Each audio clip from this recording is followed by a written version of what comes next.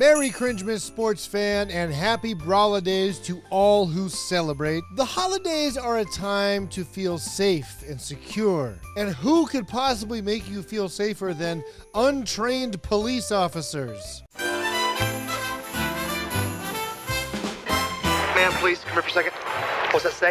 In 1999, WCW was an unmitigated disaster.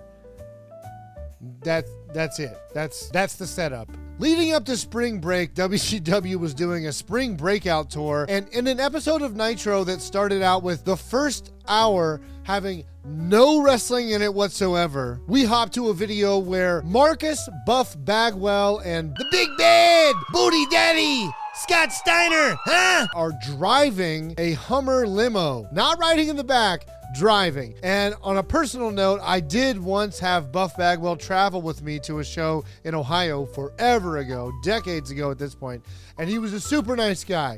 But we were very late because of him. And for the record, when he went in to pay for the gas, he came out with a six-pack of Tall Boys, chugged one of them, and put the empty can under my seat. Nice guy, though. So driving erratically in such an ugly car does get them pulled over. Oh, no. But not by Boston's finest, but by Boston's available. Scott, I know a lot of cops in Boston. I think we're cool. One of the cops asks Scott Steiner for his license, and Scott Steiner tells him that License plate's in the back of the the cops, of course, immediately recognize. I'm sure the hideous rap on the Hummer was a bit of a hint. That's Buff Bagwell. That's Big Poppa Pump. Yeah. The cops didn't have an idea.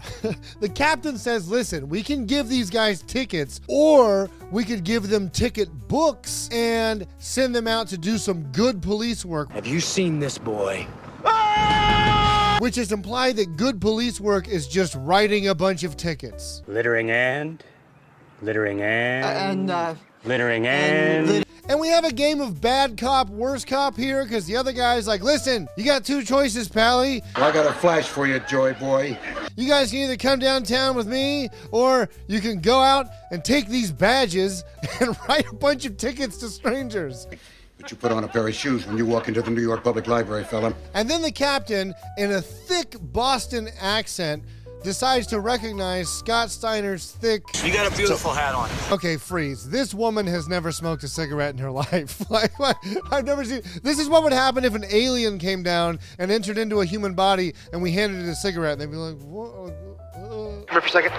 What's that say? Big Poppa Pump has a police badge on his hat, but Buff Bagwell only gets a shiny sticker. I think they give that to you if you eat all your food at Shoney's. Buffet detective. Despite her protestations, they give her a ticket for smoking in public. You do the crime, you better pay the fine. We crash cut to an expired parking meter where they're waiting for a criminal. You want to be Starsky or you want to be Hutch? But the real question is... Now, what did you see? I told you, I don't remember. Who had the egg salad? I don't remember. Somebody ordered it. You can't expect us to buy that. But I already paid for it. Not that. The real question is... Who are you and how did you get in here? I'm the locksmith. And I'm the locksmith. No. Cigarette? Yes, it is. Forget it. The guy then tells the boys that he had no change for the meter and therefore, like, hey, double jeopardy, problem solved, I don't know. To which the boys do what any 1970s high school football players would do. They grab him by the ankles and turn him upside down. And half of a laundromat full of change falls out of the guy. You're stealing from the system, boy. This'll help. I still don't think I should tell you. You spot me at 20? How about now? All right. Hutch! Entrapment! Steiner then proceeds to immediately get their names mixed up. That's Starsky, I'm Hutch. They end up giving this guy a ticket for littering even though he was trying to throw something away in the trash can. But the bigger story here is life was way more fun pre 9/11 because you could just go around at the airport. Donations to the Reverend Moon? Juice for Jesus. And apparently the boys have written enough tickets to get out of the ticket that they would have gotten for riding around in an ugly limo. And they are subsequently relieved of their duties as one of the police officers watches longingly as the loves of his life walk out the door forever. And this is obviously a wild abuse of power by the police. Surely there's going to be an internal investigation that's going to take this seriously. I am serious. And don't call me Shirley. Huh?